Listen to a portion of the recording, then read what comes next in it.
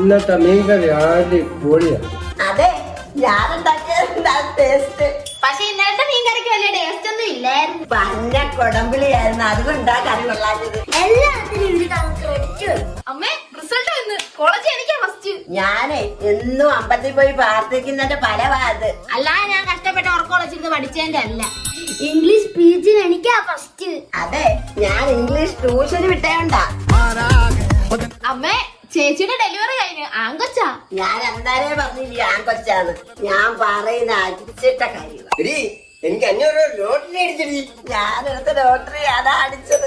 ചേച്ചിയെ കാണുന്നില്ല.